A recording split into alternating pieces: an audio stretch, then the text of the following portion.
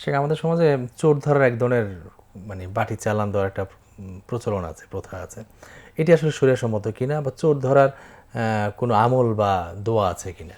প্রথম কথা হচ্ছে বাটি চালা দেয়া।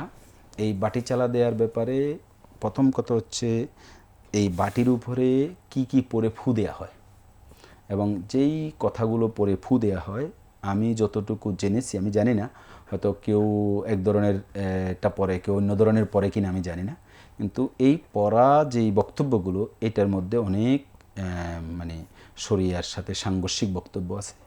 দ্বিতীয় নম্বর হচ্ছে এটা নাকি তুলা রাশি বা তুলা রাশি হওয়া লাগে, মানুষের যে 12টা রাশিতে ভাগ রাশি করা হয়। গণনা 12টা রাশি গণনা করা হয়। তো প্রথম করে হচ্ছে এই 12টা রাশি গণনা করা এবং রাশির উপরে বিশ্বাস করা এটাই হারাম। তো এখন তুলা রাশি সাব্যস্ত করে ওই হারাম কাজটাকে আগে সাব্যস্ত করে তারপর বাটি চালা দিতে হয়। তো যে কাজটা করার জন্য একটা হারামের উপর প্রথমে বিশ্বাস করতে হয়, হারাম কাজ করে তারপরে করা লাগে, সেই কাজ কখনোই জায়েজ হওয়ার কথা না। এই জন্য এটা নাজায়েজ, এই ধরনের কাজ থেকে আমাদের বিরত থাকা উচিত। সন্দেহভাজন কাউকে চাল পরা খাইয়ে দেওয়া হয়, চাল যদি পরা সে সত্যিকার চুরি করে তার মুখ দিয়ে মানে এই ধরনের বাটি চালা, চাল পরা দিয়ে সন্দেহভাজন এরকম আসলে ইসলামী শরীয়ত এই ধরনের কোনো কিছু সাব্যস্ত করে না। আমরা আসলে ছাত্র জীবনে এটা দেখেছি। আমরা ছোটবেলায় দেখেছি। এটা মূলত হচ্ছে আমার এক টিচার বলছেন, আমি জানি না কারোর মধ্যে এটার কারামত বা এই ধরনের ফজিলত আছে কিন্তু আমার টিচার এটা প্রকৃত ঘটনা আমাকে বলছিলেন, এবং আমরা হাসতে হাসতে শেষ, আমরা ছাত্র ছিলাম। তিনি বলছে আসলে হোস্টেলে থাকতো, তো হোস্টেলে একজনের কি যেন চুরি হয়েছে, তো তিনি হোস্টেল সুপার সব ছাত্রদেরকে আগে বসাইয়া একটা বক্তব্য দিয়েছেন, এবং কেউ যদি এখনই স্বীকার করো তাহলে তার কিছু হবে না, নইলে কিন্তু উনি ছাল পরা দিবেন এবং সে একেবারে সারকার হয়ে যাবে, ধ্বংস হয়ে যাবে, এই প্রথমে এক ধরনের ভয়ের পরিবেশ তৈরি করেছেন। তো এর মধ্যে নবীন ছাত্ররা তো অনেকে ভয় পেয়ে গেছে।